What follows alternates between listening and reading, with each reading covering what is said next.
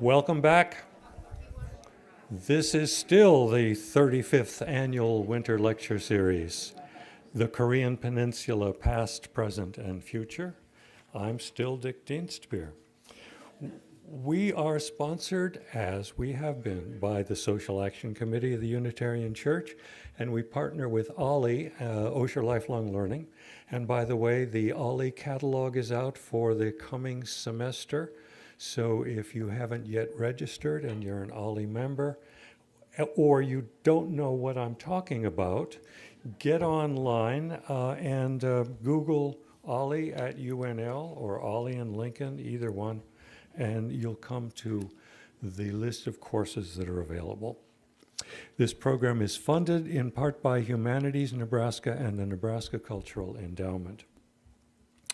As you know, having been here before, each week we sort of give you a preview of what's coming next week so that you keep on coming back, and we try to be honest about what we say. Next week is Professor Bruce Cummings of the University of Chicago. If you remember the material written about Bruce that you got initially when you got interested in coming this time, we've been calling him the Dean of Scholars of Korea because, in fact, he has written books about a number of things: the Korean War, the Korea itself, Northeast Asia, and generally his books win major academic prizes. However, he's also got a bit of a feisty reputation in various ways. We asked all our speakers to give us a synopsis of what they're going to say in just a couple sentences so we can do what I'm doing right now. He supplied more than just a couple of sentences.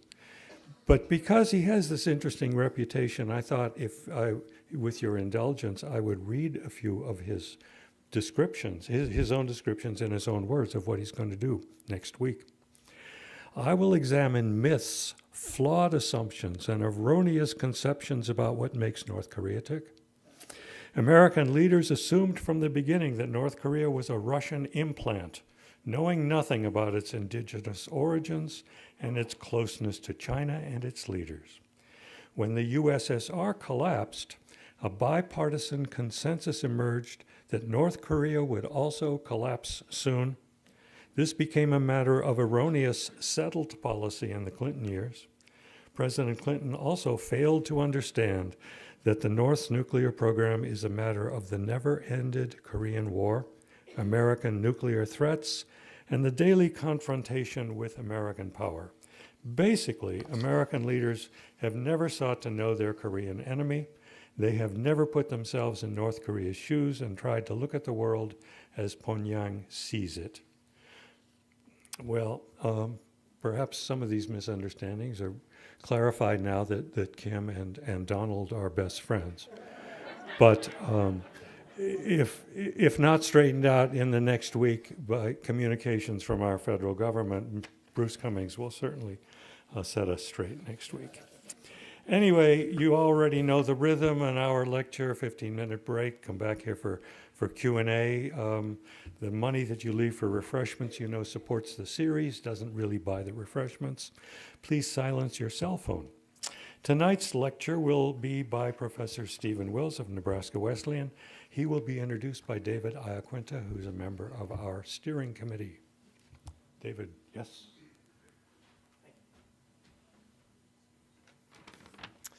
Good evening. Welcome. Steve Wills has been engaged with Japan and East Asia for nearly 20 years, beginning in 1998, with his transformative experience as an English teacher in Japan. After teaching English in Japan for 3 years, he pursued his graduate degree in East Asian languages and cultures at Columbia University, and his focus was early modern and modern Japanese history. As a graduate student, Steve returned to Japan several times, including 2 years of field work in Tokyo. He earned his PhD at Columbia in 2010 and joined the faculty of Nebraska Wesleyan in that same year. His research interests involve the political economy of risk and the political economy of human relationships with natural and built environments. In this vein, his long-term research is focused more specifically on the impact of fire on urban development of Tokyo and vice versa.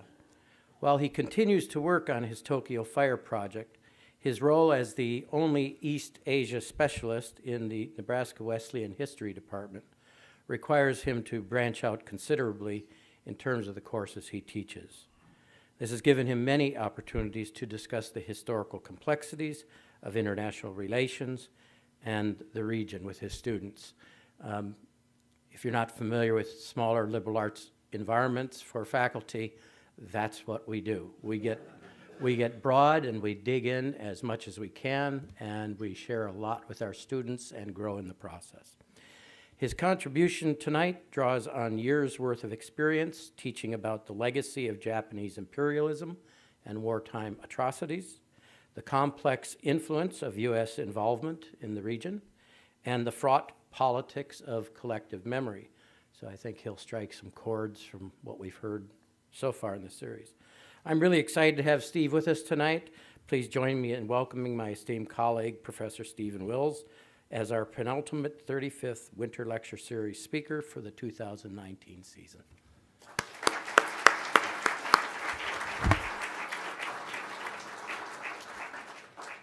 Wow, that was quite an introduction.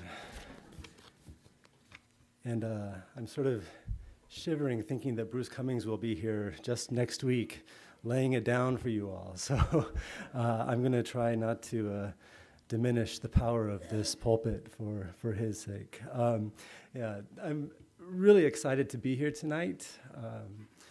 As David mentioned, I've been living here in Lincoln since 2010, and I've driven by the Unitarian Church so many times, and always wonder, what are they doing in there? So over the years, I came to learn about the Winter Lecture Series, and always thought it sounded like such a great tradition here. And I actually didn't realize it was the 35th, so that's exciting to be part of. Any historians, and particularly people like me who are kind of preoccupied these days with, as you can guess from my title, the politics of memory. We get pretty excited around years that have multiples of 5. They seem to generate a lot of excitement, enthusiasm, and controversy. So I'll try not to be too controversial tonight, but maybe just a little. We'll see. All right. So I'm going to start out with a little story. And this story is something that I'm going to keep referring back to. So I'll try to be as clear about it right here at the outset as possible. So our story takes place in January of 2014. It's not that long ago, right? The Chinese government opened in the city of Harbin a 2,000 square foot memorial hall in the waiting room of Harbin's train station. You may not know Harbin. Let's see. Try to make it clear enough there up on the map. We Americans are notoriously bad with our geography, of course, and geography of East Asia in particular, so I don't take anything for granted. I've learned over the years. So this is at the city of Harbin, which, if you don't know, is one of China's massive cities. This is a population of over 10 million. So this is a train station that sees a lot of traffic. Okay? And the Chinese government makes this decision to open in the city of Harbin in January of 2014 this very large and impressive and well-funded memorial hall. And you can see the photograph from the New York Times article that appeared at the time. The memorial hall featured photographs, paintings, sculptures, and interpretive plaques that all celebrated a Korean national hero named An Jung-geun. According to the New York Times article, Chinese visitors expressed admiration for An. Maybe getting a little bit of feedback. Yeah. Maybe if I talk over it, can you hear me okay like that? That's better? Not so great? Up the volume, and I'll talk over it like this. How's that? Can you hear me better now? No? speak more directly into it, but lower the volume. How's that? Is that a little bit better? Can you hear me now? Okay. Thumbs up in the back? Okay. All right, there we go. The feedback's not so bad. All right. If you couldn't hear what I was saying before, it was all brilliant. And we'll just reestablish that we're talking about January 2014 and the Chinese government's decision to open a memorial hall to a Korean national hero named An Jung-gun in the train station of Harbin, this large city in northeastern China. And as you can see from the photograph there, the memorial hall introduced visitors to the story of An Jung-gun through photographs and paintings and interpretive plaques, all praising him for his great heroism. The Chinese and South Korean governments at the time of the opening of the memorial hall made statements praising An as a high-minded person and a widely respected figure. But at the same time, the Japanese Chief Cabinet Secretary, Suga Yoshihide, called An a terrorist and denounced the very same memorial as an extremely regrettable act.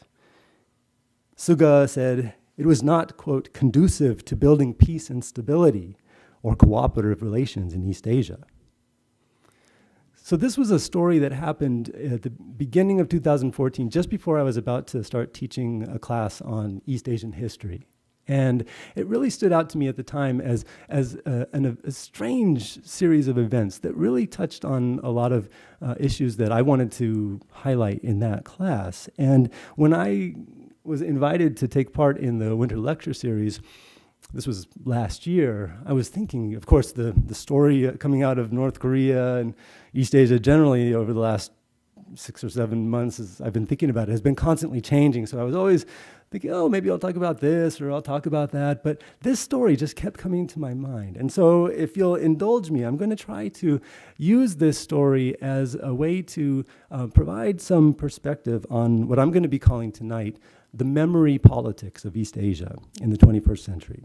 And this topic of memory politics is extremely complicated and can be hard to define, but I'm going to try to boil it down by asking two, I think, pretty simple questions. The first one was, who was An Jung-gun?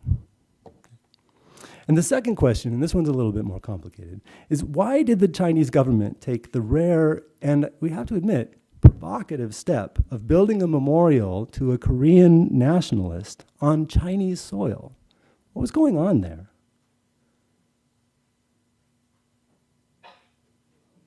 Oh no, there we go. Yes, who was An Jung-gun and what was China up to? Taking time to answer these questions, I think will shed light on the ways in which competing memories of the past complicate international relations in East Asia. East Asian memory politics, which is the subject of my presentation this evening, is a minefield full of multidimensional controversies that defy easy explanation. But we can't afford to ignore that minefield just because it's so complicated and can seem so dangerous.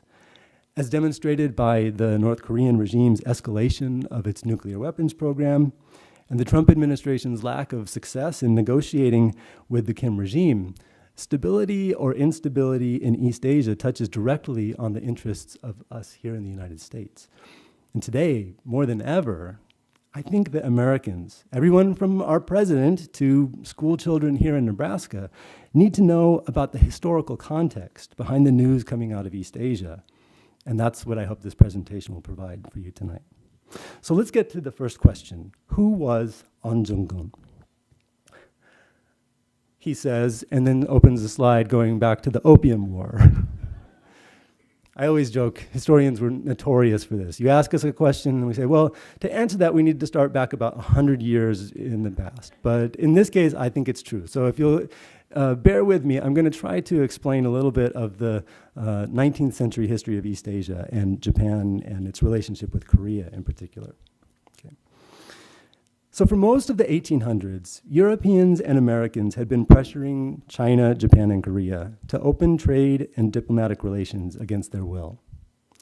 China bore the brunt of this pressure in the 1820s and 1830s, culminating in the infamous Opium War that ended with the Treaty of Nanjing a treaty forcing the Qing dynasty to give Britain trading rights under conditions that greatly favored the British side. Once the British got their foot in the door, the other European powers followed suit. And by the 1860s, the once dominant Chinese hegemon seemed to be on its last legs. The Japanese had had their own taste of European imperialism in limited encounters with the British and the Russians on the outskirts of the archipelago. But the shock of the Chinese defeat in the Opium War led many elites across the country to start thinking about the necessity of some kind of reform years before they finally faced their own turning point encounter with the West. That encounter came in 1853, when U.S. Naval Admiral Matthew Perry sailed into Edo Bay with a letter from President Millard Fillmore demanding the isolationist Tokugawa shogun enter into a formal diplomatic relationship with the U.S. and start allowing U.S. ships bound for Asia to stop in Japanese ports for supplies. The shogun and his advisors did everything they could to stall, but eventually they agreed to Perry's demands. And 5 years later, the Tokugawa agreed to an unfair trade treaty that gave the U.S. similar advantages the Europeans had squeezed out of China. Those events touched off a crisis of political upheaval and agonizing self-reflection that culminated 15 years later in the 1868 Meiji Restoration. The Restoration centralized political power in a modern nation state under the direct rule of the Meiji Emperor. And you might think, well, the Japanese always had emperors. What's the big deal? But in fact, this was a radical break with most of the patterns of Japanese history. After all, the Japanese emperors had been sidelined by samurai warriors for nearly 1,000 years by that point. And even in the brief periods of time, much earlier in ancient Japan, when the emperors did actually have some kind of direct rule, they never had the kind of authority that the Meiji emperor was being granted by a group of samurai rebels, ironically, at the time of the Meiji Restoration. So the Meiji Restoration was a complete break with the long-running patterns of Japanese history and a true innovation. The ensuing changes that came during the Meiji period, 1868 to 1912, allowed the Japanese, as you can kind of infer from this wonderful 19th century print, to rapidly modernize many aspects of their economy, their military, their educational institutions, and even their culture. But as remarkable as this so-called Meiji miracle seemed to people at the time, and just to kind of give some context, the way we tend to talk about China's growth these days, just the kind of unbeatable juggernaut of the Chinese economy, the just unbelievable transformations in Chinese society that have taken place in our lifetimes, that was China. Meiji Japan was sort of the China of the late 19th century in terms of the dramatic transformation that it was going through. And the rest of the world was starting to take notice by the end of the 19th century. Nevertheless, even though there was this so-called miracle taking place in Japan, we have to keep in mind, and it's easy to forget when you think about the way history went in the 20th century, it's easy to forget that even as Japan was strengthening itself and modernizing and taking on all of these new sort of elements of a powerful, rich, modern nation state, they were being driven by a sense of crisis from the beginning. Right? This was a series of reforms that were growing out of a sense of sort of existential threat that was coming from the West. And no matter how wealthy and powerful the Japanese became in the decades of the Meiji period and the decades that followed, they struggled time and time again to convince the Western powers to give them the one thing that they wanted to do when they launched the Meiji Restoration, which was to renegotiate those treaties, give them back their sovereignty. And in fact, it wasn't really until just before World War I that Japan was really able to manage that trick. So it took a long time for them to sort of reestablish some sense of sovereignty for themselves in spite of all the accomplishments of the Meiji period. So in that sense, when we keep in mind this sort of anxiety that was driving so much of the reforms of the Meiji period, it shouldn't be surprising then that one major thrust of the Meiji government's policies turned toward imperialist aggression. Right? After all, imperialism was the name of the game in the late 19th century. This was the time of the scramble for Africa, when the European powers were just snatching up as much land in Africa as they could. And so it makes sense that Japan, emulating the West, looking at what the great Western powers did, thought if we want to be like them, and if we want them to treat us as equals, we're going to have to get into that game too. So that's not surprising. And it's also not that surprising that once they sort of turned that corner in their minds, that one of the first places they would start thinking about colonizing would be the Korean Peninsula, right? Not only was Korea geographically close and attractive as a source of land, resources, labor, and new markets, but Korea was also going through its own political turmoil as factions of aristocratic elites called Yangban struggled to reach consensus about the policies that were best suited to a world that was shifting under their feet. In fact, the first debates in the hierarchy of the Meiji government about whether or not to invade Korea or conquer Korea broke out in the early 1870s, just a few years after the Meiji Restoration. I like to think that it looked something like this. All the prints from the Meiji period have this kind of garish, colorful quality to them. But yeah, it was a very, as I said, it was a premature debate. Japan was nowhere near ready to embark on a real imperialistic mission in the 1870s, but it's telling that they were already talking about it within a few years after the Meiji Restoration. So this debate in 1873 about whether or not to invade Korea ended with the pro-invasion faction sort of driven out of town. But in fact, just a few years later, in 1876, Japan actually succeeded in forcing Korea, the Choson court, to sign an unequal trade treaty, just like the one the Americans had foisted on them 20 years earlier.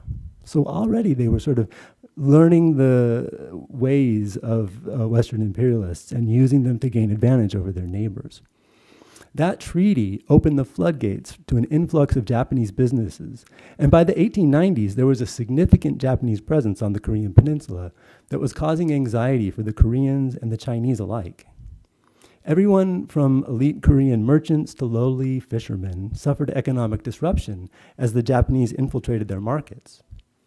From China's perspective, China had always been the middle kingdom, the great state to which all the other East Asian countries would come to pay tribute. And so the idea that Japan was now sort of establishing itself and gradually infiltrating Korea was a threat to China's place in the world as well. And so mounting tension developed on the Korean peninsula between Japan and China over who would be the dominant force there.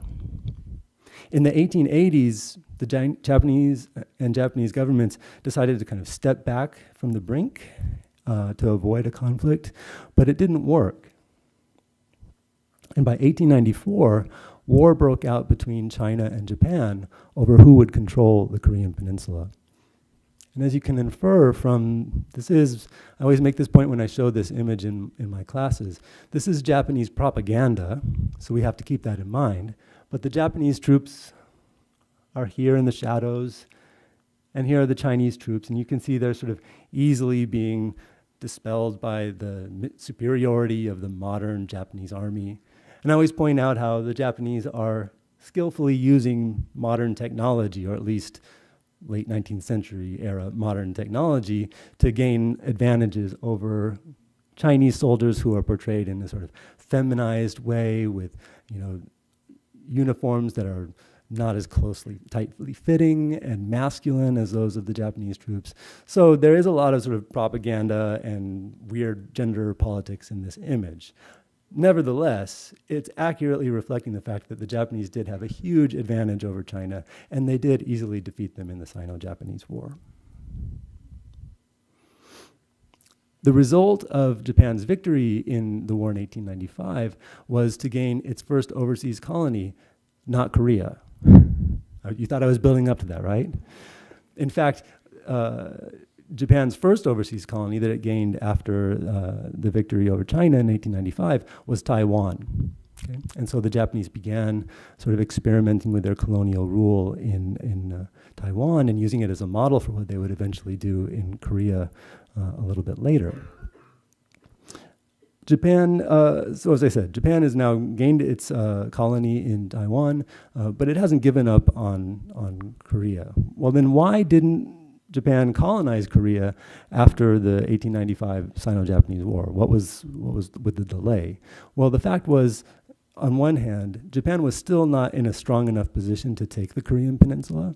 And I want to make it sure to give the Koreans the agency that they deserve, that they had at the time.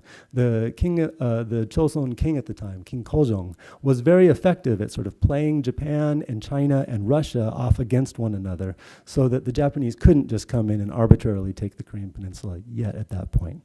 And so what we see from 1895 to 1904 is a period where you have all these kind of great powers jockeying for position, and increasingly Japan and Russia are the two strong states that are really trying to gain control over the Korean peninsula. So not surprisingly, 10 years later, Russia and Japan went to war. Right? This is the famous Russo-Japanese War. Japan shocked the world by defeating Russia. I mean, here was an Asian nation, of all things, rising up and defeating a European power, right? This was unbelievable to many people around the world. And while the Japanese public were disappointed, the victory over Russia was not as decisive as the one over that against China. The Treaty of Portsmouth that ended the Russo-Japanese War didn't give Japan as many sort of spoils as they had enjoyed in the First War. The truth was, this was a decisive moment in East Asian history because it removed the last major obstacle to Japan's takeover of the Korean peninsula. And in fact, 5 years later, in 1910, Japan did go ahead and annex Korea, turn it into a formal colony. Finally, we get to our man, An Jung-gun. I told you I'd get to him, right? We just had to breeze through about 100 years of history there, but here we are. So who was An Jung-gun?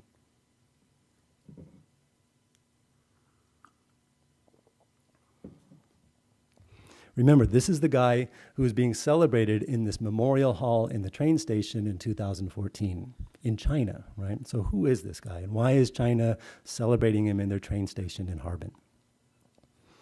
An Jung-gun was born in Korea in 1879. So I have trouble with this kind of math sometimes, but if you just think about it, that means that if you think about all the history I was just talking about, he's a young man coming of age that whole time that Japan is just kind of encroaching on his homeland.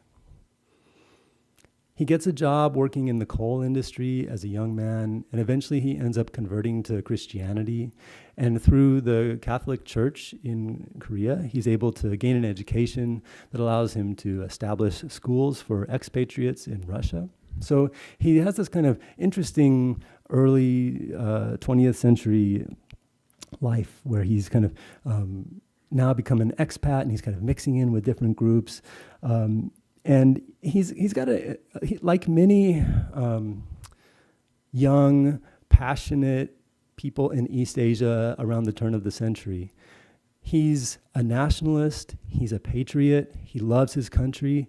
And even though in some sense Japan is kind of the enemy for the Korean people by the time he's a young man, he has an admiration for Japan because the Japanese have gone through the Meiji period, they've modernized, they've become a strong, powerful nation. And so he's not sort of an anti-Japanese bigot by any means, right? He actually has a lot of respect and admiration for the accomplishments of the Meiji period. And actually, before he dies, he writes pretty passionate essays advocating a kind of pan-Asianism, the idea that all Asian people should sort of join together in opposition to Western imperialism. But that's kind of getting ahead of things. By the 1880s and 1890s, so now we're getting into his teenage years and his early 20s, when people are likely to do who knows what, right? He's starting to see Japan just encroaching further and further on his homeland.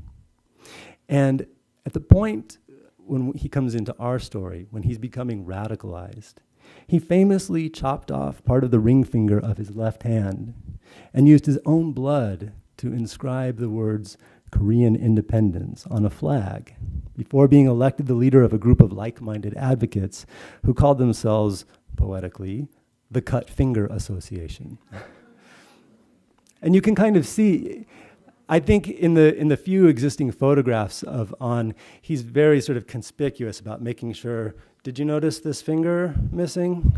So he really makes a point of displaying it there. But I mean, who wouldn't? If you go through that kind of pain for your cause, right? You want to make sure people notice it. And in fact, it became a kind of calling card for him in his last days.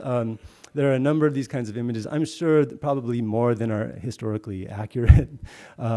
Maybe not so hard to forge something like this. But this is considered to be a legitimate, he was famous actually for his calligraphy skills. And so what this says is, I would read it in Japanese, dokuritsu, I don't know the Korean, but it means independence, right? And so he's writing the characters independence, and it gives the date. And what this explains is, this is written by An Jung-gun while in jail in Lujun. Okay, so after he did the bad thing I'm about to tell you about, or the incredibly heroic thing I'm about to tell you about. Here we can see a photograph of another memorial to An. Of course, in South Korea, he's a huge national hero. And here's a memorial to him in the city of Seoul, where you can see school children gathering in front of him. And that flag behind him, I don't know if it's the actual flag or a reproduction, but that's reproducing or is the actual flag that he wrote Korean independence with his own blood in. Okay, so.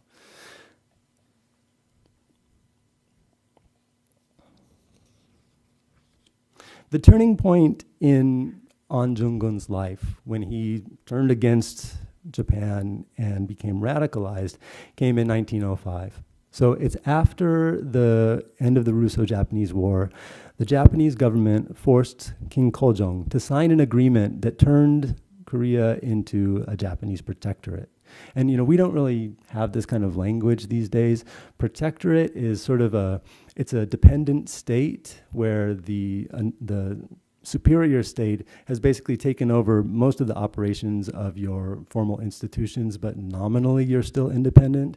It's a pretty fine distinction between a protectorate and an actual colony. And everybody knew at the time, and An Jung-gun in particular, that this was just sort of laying the groundwork for turning Korea into Japan's colony. Okay, so in 1905, when Kojong, who was really forced under duress to sign this agreement, people in Korea were out in the streets protesting. A number of people committed suicide in protest. And nevertheless, there was this gradual process of Korea moving in the direction of becoming Japan's colony. The Japanese statesman who was representing Japan in Korea at that time was Ito Hirobumi, a former samurai who was educated in London and who held many powerful positions in the Meiji government. Ito was Japan's first elected prime minister in the 1890s, and he chaired the committee that drafted Japan's constitution, the Meiji Constitution of 1889. So in many ways, Ito is seen in Japan as one of the founding fathers, right? An incredibly influential early political leader of the modern era. In 1905, Ito, who was by that point at the end of a long, very successful career, was appointed the first resident general of Korea. And he was the one who was putting the pressure on King Kojong to agree to the protectorate and soon after to abdicate in favor of his much younger son, who would be a lot more pliable in Japanese hands. Okay, so Ito was the one who was really applying the pressure and making this whole thing happen, turning Korea into a dependent state in preparation for turning it into a colony. So our Korean independence fighter An is looking at Ito, and he, even though he might have recognized him as an admirable representative of this great Meiji state, from a Korean nationalist perspective, this is the evil villain of your story, right? So An becomes preoccupied with the idea of chastising or punishing Ito for a long list of crimes. I think it was something like 15 or 16 crimes. He listed them all. Ironically, Ito himself was actually pretty moderate on the question of Korea's status and wasn't pushing as hard as others in the Meiji government for colonization, but he and An didn't have a chance to sit around and talk those things through. An learned that Ito was planning a visit to our Chinese city of Harbin in 1909 to meet with Russian officials, and An decided that this was his chance to assassinate the Japanese official at the train station. And in fact, that's what happened. I don't know the provenance of this photograph, but it's widely recognized as a photograph of Ito Hirobumi stepping off the train onto the platform of the railway station in Harbin just minutes before An stepped out of the crowd and shot him. And in fact, you can I meant to indicate Ito there with the red arrow, hopefully you can make him out. That's what happened. An steps out of the crowd, fatally shoots Ito 3 times on the train platform. This is October 26th, 1909. And then he turns himself over to Russian soldiers. The Japanese executed him near Harbin on March 26th, 1910. And just 5 months later, Korea became a Japanese colony. Now, depending on your perspective, this was a heinous act of terrorism, a horrible act of violence and murder against a noble samurai and founding father of Japan's modern democratic state, or it was a brave act of heroism in the name of the cause of Korean independence. And I defy you to prove that it's one or the other, right? It's both. We have to recognize that. And so it's no surprise that there are any number of sort of celebratory memorials. Here we see a pretty dramatic one that gives you some sense of the way it was meant to have gone down there on the platform in Harbin. At any rate, An's act of rebellion, his assassination of Ito, did not prevent the colonization of Korea. Japan did colonize Korea. And just here I'm going to move pretty quickly because we do need to get back to 2014 eventually. I'm going to quickly go over the next 35 years of Japan's very harsh, exploitative colonial rule of the Korean Peninsula. From 1910 to 1945, until the end of World War II, the Japanese brutally exploited the Koreans. They forced them to assimilate to Japanese culture, even insisting during the years of World War II that their Korean subjects take Japanese names, speak nothing but Japanese in schools, and even worship Japanese gods in Shinto shrines that they established in Korea.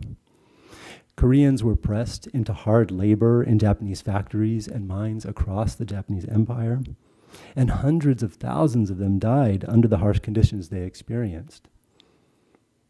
Another of the more shameful chapters in Japanese colonial rule of Korea is the experience of the so-called comfort women, tens of thousands of Korean women. And comfort women were not all Koreans. In fact, many Chinese women were subjected to the same kind of brutality, even quite a number of European women as well. But for our purposes, tens of thousands of Korean women, who were known euphemistically as comfort women, were forced into sexual slavery during the war years as well, leaving a bitter legacy that's still one of the most divisive issues in Japanese-Korean relations to this day. So now we know something about the role An Jung-gun played. We've answered our first question. Not bad, right? We know who An Jung-gun was. And we know the role that he played in this complicated history of Japan's relations with Korea. But that doesn't go anywhere toward answering the question of what China was up to when they opened this memorial hall in 2014. Connecting 2014 to 1909 requires us to look at the way China and Japan have been jockeying for power in East Asia in our time, in recent years, and how Korea finds itself caught in the middle, as it did so often in the past. The fundamental factor contributing to the changes taking place in East Asia is the tapering off of Japan's impressive post-war economic growth and the subsequent rise of China as the global economic superpower it's become in our time. As China grew richer and more powerful in the 1990s, it started to flex its muscles in the South China and East China Seas, to the point that it was on the verge of going to war with the United States over control of Taiwan in 1995. Now, normally the audiences I'm addressing on the august campus of Nebraska Wesleyan would have no idea what I'm talking about, but I assume that some of you have some decent memory of the extreme precipice that the United States and China seem to be poised at in 1995. This potential for a real war to break out over Taiwan. I was a young whippersnapper at the time, not as globally engaged as I should have been, but they tell me it was pretty bad. At the time, China ultimately had no choice but to back down when the United States made it clear that it was really prepared to go to war, that its treaty obligations to Taiwan could ultimately lead to a war that China wasn't ready to fight at the time. But China took an important lesson from that experience, which was that we may not be ready now, but this is our time to take the wealth that we're generating. They knew that they had turned a corner with their economy, and this was our time, from the Chinese perspective, to start investing in that military and to prepare ourselves to be able to use force to protect our interests and promote those interests internationally in the decades to come. And that's where we're at today. So now we skip ahead a little bit. We're in 2010, and this is a pivotal year in East Asia for a couple of reasons. Again, hitting on the same note, I'm assuming most of us in the room here have a pretty decent memory of the 2008 financial crisis here in the United States and the global recession that it triggered. Both Japan and the United States struggled for years after the financial crisis in 2008 to recover. But China did pretty well. You know, China's economy was sort of rolling right along. And 2010 was the year that China actually surpassed Japan as the world's second largest economy. This is a big deal. The United States and Japan had been the world's first and second largest economies for decades, and people had kind of become accustomed to that. And now, here the United States and Japan stuck in this kind of, morass of what seemed for a moment to be almost another global depression, right? And here's China, hey world, we're number 2, right? And with a bullet, right? We're heading on up. So there was this feeling that maybe the kind of hybrid economy that China had developed after the death of Mao Zedong in the 1970s, they call it market socialism, which is an oxymoron. It's a paradox, right? But the idea of market socialism is one where the ultimate goal, ostensibly, is socialism, I guess, someday. But you really allow a lot of capitalism to come back into your socialism, right? So you tap into the power of markets and private enterprise and the profit incentive that you get with capitalism, but the state maintains control of industry, largely speaking, right? So you've got this kind of weird hybrid, and it's a difficult dance that entrepreneurs have to do in China today. But the 2010 sort of China is now number 2 shock to the system indicated that maybe that market socialism was the winner, right? Maybe they had figured things out after all. So this was a kind of turning point in terms of how people were perceiving China. And that was the same year that China started to challenge Japan for control of a series of remote islands in the East China Sea called the Senkaku or Diaoyu Islands. After a few years of skirmishes, the conflict over these islands. And I'm sorry, there just was not a great image. And it's tricky, actually, because it's kind of an insult to islands to call these islands. Actually, I think the phrase I usually use in class that's more accurate is rocky outcropping, something like that, a projection in the sea or something like that. But at any rate, these are the senkaku. Senkaku is the Japanese word for them, and Daoyu is the Chinese term. And the fact that to be responsible, we have to refer to it as both, it demonstrates that what we have here is two competing historical claims to these so-called islands, right? And just to quickly explain, why are they clashing over them? It's not because the islands themselves are so picturesque or that the islands have resources that they're trying to get to. In part, it has to do with this kind of gamesmanship about territory and so on. But we have to keep in mind that it's also about securing the waters around those islands, which are strategically very important in terms of shipping lanes and also untapped natural resources undersea, underwater as well. So the potential for very valuable natural gas deposits and things like that. So at any rate, 2010 is when this class really starts to take off. I mean, I remember some of the first classes I was teaching at Nebraska Wesleyan, these things were happening on a day-to-day basis, and my students were coming to my class saying, are China and Japan going to war? And if China and Japan go to war, will the United States follow through with its security alliance with Japan and go to declare war on China as well? Is this the end, Dr. Wills? Fortunately, it turned out not to be the end. But that's not to underplay the significance of this conflict, right? One reason the conflict over the rocky outcroppings, shall we use that, escalated so quickly is that both of these countries, China and Japan, were going through major political transitions at the time. This is a decent image. This shows the kinds of things that were happening. You've got these fishing boats clashing with Coast Guard ships and things like that. This was the slide I had in mind. So the two current leaders today, 2019, the two current leaders of the two major powers in East Asia, China and Japan, are Xi Jinping and Abe Shinzo, right? And 2012, the year that this conflict over the Senkaku or Daoyu Islands was coming to a head, was the year that both of these leaders were coming into power. Abe had been the prime minister for a time in the early 2000s, but that didn't go so well for him, and so he'd been sort of wandering in the wilderness for a while. But now he was back with a vengeance in 2012. And Xi Jinping was also just coming into his position as the president of China.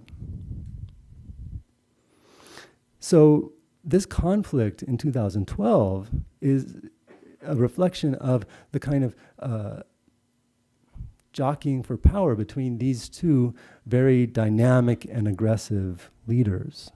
Xi Jinping, that is a much more dynamic leader than many of his predecessors, and he's been steadily seizing political power to deal with the challenges to communist rule that come with the growth in China's economy. Notably, you may have noticed last year that he successfully lobbied to get the term limits lifted on his time in office, making him really the most powerful Chinese leader since Mao Zedong. For his part, Abe Shinzo is a conservative hawk who has long pushed against the idea that Japan has anything to apologize for in regards to its imperialist aggression or atrocities committed during World War II. And his primary goal over decades in politics has been to remove the pacifist elements in the post-war Japanese constitution that constrain the country's ability to use military force for anything other than self-defense. Part of Abe's approach, and you'll have to forgive me, I'm not the hugest fan, so I'm just going to take a minute to talk about some of this stuff. Part of the way that Abe has been trying to pander to his base since coming into power in 2012 has been to draw moral equivalencies between Japan's wartime conduct and that of other countries that fought in World War II, to deny accusations lodged by survivors of Japanese wartime brutality, and to insist that any further soul-searching over the war in Japan is a form of masochism that must be stopped at all costs. He also broke with protocol in 2013 by paying an official visit as prime minister to Yasukuni Shrine in Tokyo, where, among all the souls of those who have died fighting for Japan in war since 1868, 14 convicted Class A war criminals are enshrined. The fact that you have these war criminals enshrined in Yasukuni, which was done sneakily by the chief priest without sort of the public's knowledge, but then once you're enshrined, there's no disenshrining, apparently.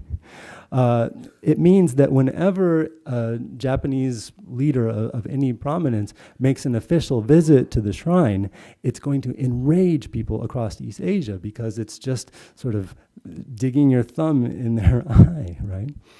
But Abe continues to prioritize appeals to his base of right-wing nationalists over international diplomacy. Sounds oddly familiar. He and our president are fast friends, of course. So with these two aggressive leaders jockeying for power in the early days of their respective administrations, the 2012 crisis over the islands only came to an end when the Obama administration told China its treaty obligations with Japan extended to the disputed islands as well. Sort of the same trick they played over with the Taiwan crisis. The two sides stood down, but ever since, China has continued to assert its sovereignty in those waters, and nobody knows when another full-blown crisis could develop there. Now we're finally getting to that question of what was China up to in Harbin in 2014? It's all connected to what I've just been talking about. So when China decided to build the memorial hall, and I have to say, they didn't just arbitrarily decide this. The South Korean president, Park Geun-hye, at the time had reached out and sort of suggested, hey, would you like to do this? But China now, in the context of this conflict, was more than happy to do so.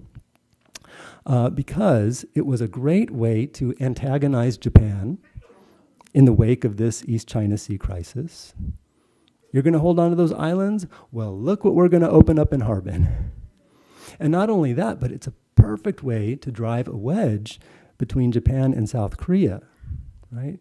Now, of course, South Korea and Japan have, a complicated history, but for our purposes, or at least from China's perspective, it's always a problem that both the South Korea and the United States are key strategic allies for the United States in East Asia in terms of the sort of United States priorities for what they would like to see in the region. And so whenever China has an opportunity to drive a wedge between Japan and South Korea to flare up those tensions, they're going to jump at that chance every time they get it.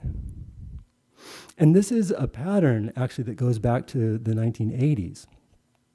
As China has been getting stronger and feeling itself in terms of its conflict with Japan, it's been exploiting memory of Japanese imperialism and wartime atrocities for leverage whenever the two countries' national interests conflict.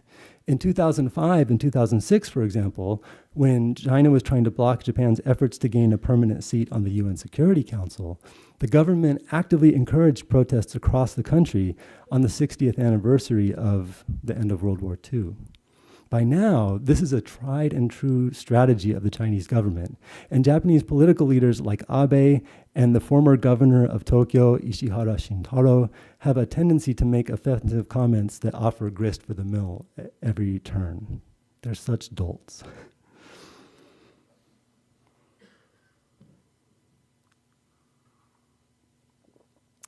But there's more. Aside from the fact that China was obviously trying to score political points by exploiting Korean memory of Japan's brutal colonial rule, the angry response from Japan shows even another side to this issue. Here's a shot of the front. The title over the door there says Righteous Anjung-gun Memorial Hall. So if there was any question about what visitors to the hall were meant to believe about you take care of it right at the entrance. Forgive me, this is a pretty text-heavy slide, but I had a lot to get out there. So what's the Japanese perspective on this? Remember how the chief cabinet secretary called on a terrorist and extremely regrettable? Well, we need to know a little bit about the post-war history of Japan's relationship with South Korea. Japan formally normalized relations with South Korea in 1965. And over the next 10 years, the Japanese government provided hundreds of millions of dollars in economic aid and development loans, but that was in lieu of formal reparations or direct compensation to the Korean people. Although the Japanese were very eager to think that that 1965 treaty closed the door on the question of their obligations to the Korean people, the truth was the South Korea that they were normalizing relations with at the time was a brutal military dictatorship. And there's no way you can make the argument that, you know, the Korean people were truly being represented in those talks in 1965. And so it's no surprise that as South Korea's society began to democratize and open up in the 1980s, and while South Korea's economy really started to take off, the kind of forced silences of the 1960s and 70s started to break down. And so now survivors of Japanese brutality and their descendants have been more and more vocal in their demands for official apologies and direct compensation for the suffering of those who died in labor camps or in factories and mines, and of course the suffering of the comfort women. In 1993, the Japanese government issued a formal statement, and this is known as the Kono Statement, expressing its apologies and remorse. These were the specific words that were included in the statement. Apologies and remorse. They recognized that the Japanese military was responsible for coercing tens of thousands of women, many of them from the Korean Peninsula, to serve under brutal conditions as sex slaves known as comfort women. So that was a huge break with what had been decades of denial, refusal to sort of engage with the issue from the Japanese public officials. And it's important to, this is a little aside, but it's important to note that when we talk about sort of Japanese stonewalling or refusal to acknowledge this history, there's a big difference between the very frustrating refusals that you see from public officials like Abe and public and private citizens. In fact, many of the investigations and the details that have come to light that have documented the suffering of comfort women or other atrocities in China, for example, the famous rape of Nanjing in 1937, who are the historians and the investigators uncovering a lot of that information? They're Japanese citizens, right? So there's a big difference between the willingness of ordinary people on the ground to engage openly and honestly about these issues and what we see from the official government sort of stance. But for our purposes, we're focusing on the outrages that take place up at the top. So in 1995, following the Kono Statement, the Japanese government established a fund that provided compensation to surviving comfort women that included, when they got their check, a signed apology from the prime minister. But unfortunately, only a handful of survivors received those funds for complicated reasons that had to do with both social pressure in South Korea and problems with the way the fund itself was set up. So it's been this kind of 2 steps forward, 1 7/8 steps back kind of situation ever since. At the end of 2015, Japan and South Korea signed an agreement in which Japan would pay about $9.5 million into a South Korean foundation as compensation for surviving comfort women. The agreement stated that this would be considered the, quote, final and irreversible resolution to the issue. And the moment I saw that, I thought, yeah, right. Of course, the two countries clashed over it again in 2017 when a statue of a comfort woman was installed right in front of the Japanese consulate in Busan in South Korea. How you like them apples? Along the same lines, The South Korean Supreme Court recently recognized the right of Korean laborers who endured cruel work conditions during the war to directly sue Japanese corporations like Sumitomo and Mitsubishi that profited from their labor, a decision that the Japanese government is bitterly contesting. I mean, this is something that's in the news right now. So while Japanese assets in South Korea are being seized to provide compensation, the current president, Moon Jae-in, is in planning for hundreds of commemorative events around the country to celebrate the 100th anniversary of the March 1st movement, the Mansei movement in South Korea, when South Koreans under Japanese colonial rule rose up and insisted on their independence, part of a sort of global anti-imperialist movement following the end of World War I. In other words, here we are in 2019, and the memory of Japanese imperialism and its wartime aggression keeps coming back to haunt Japan. That 2014 controversy I started with, that's just part of this long-standing pattern. And this case also demonstrates the complexity, I'd say, of history itself. I mean, after all, one nation's terrorist is another nation's heroic freedom fighter. And it's practically impossible to reconcile differences like that. When it's not an option to just forgive and forget, how can former enemies work together constructively for their mutual benefit? To my mind, that is the central question looming over East Asia today. All right, so now I'm going to just wrap up here a little bit more. There's an epilogue to the 2014 story. It gets better. Oops. This is not the epilogue. I got carried away, I'm sorry. So remember, in 2014, China opens up the Memorial Hall in Harbin. The South Korean government thanks them and expresses their excitement, enthusiasm. Japan gets all upset. Fast forward a few years.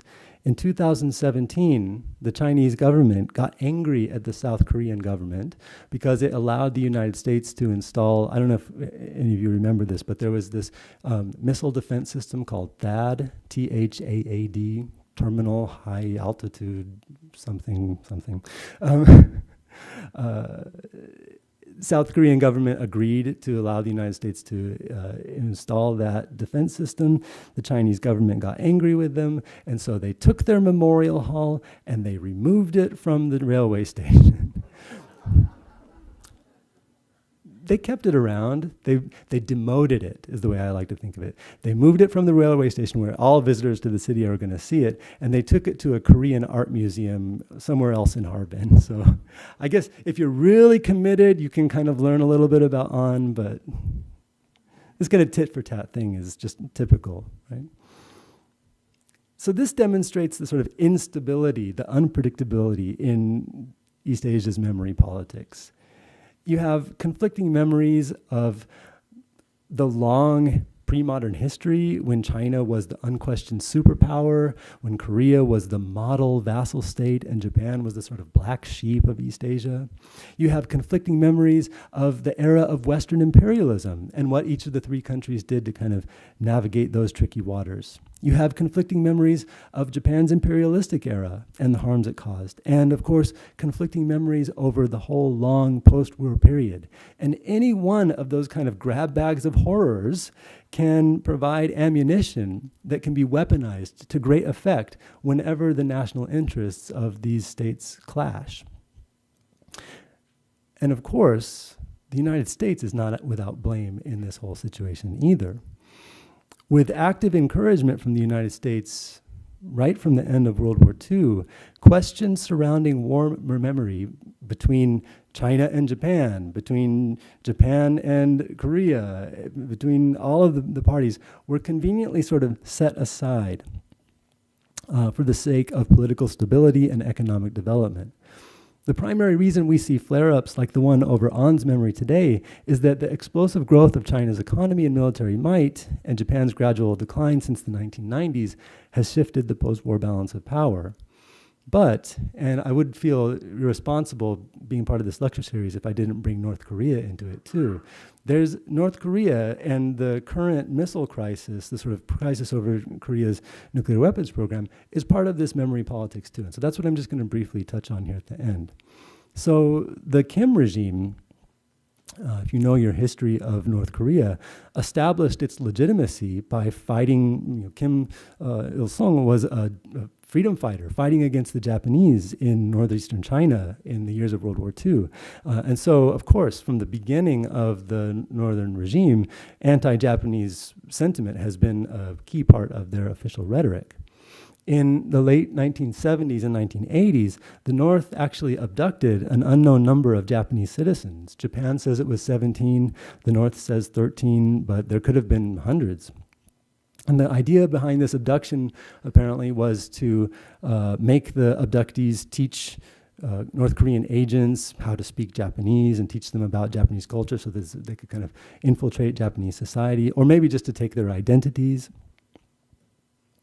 so that spies could sort of go and operate in Japan. In 2002, Kim Jong-un's father, Kim Jong-il, met with the Japanese prime minister of the time, Koizumi Junichiro, and admitted that 13 of these abductions had actually occurred. At the time, he apologized without actually taking any personal responsibility, and the two countries signed a declaration that was supposed to normalize relations between them. The North claimed that 8 of the abductees had died in North Korea, and eventually allowed 5 to return.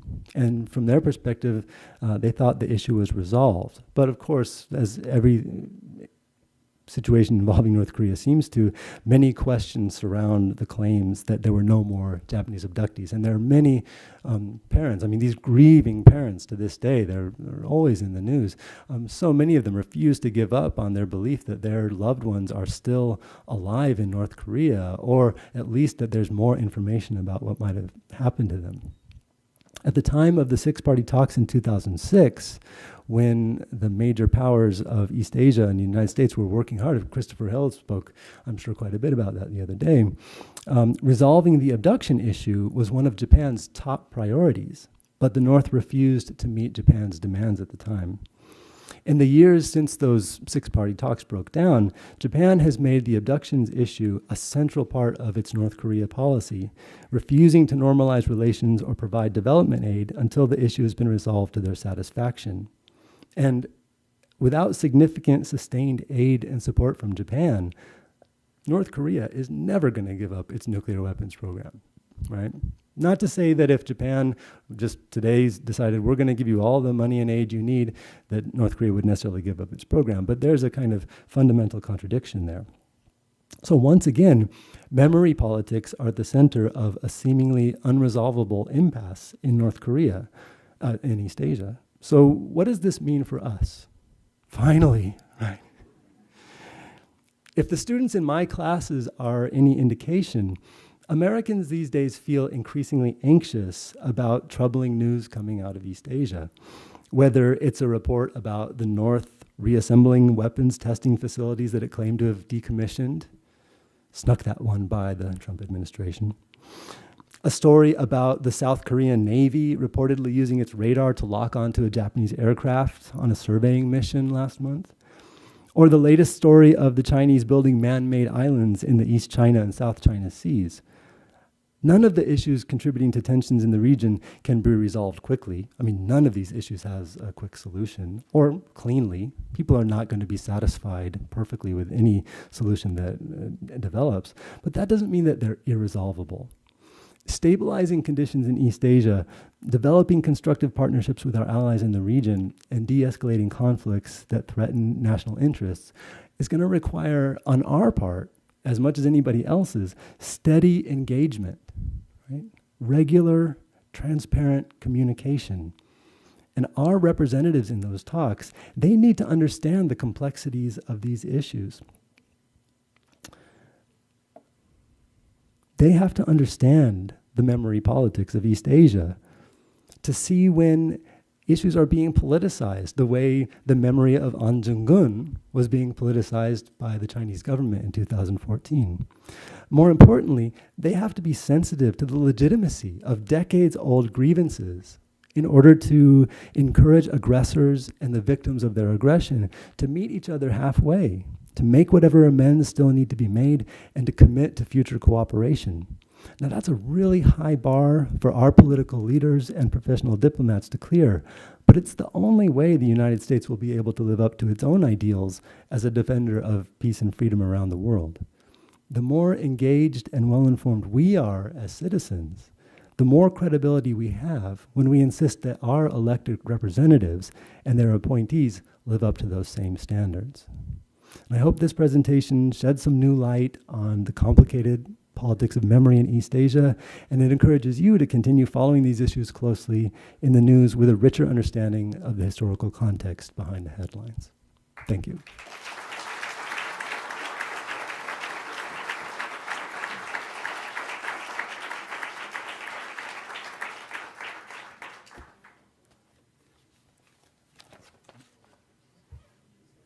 Thank you, Steve. That was great.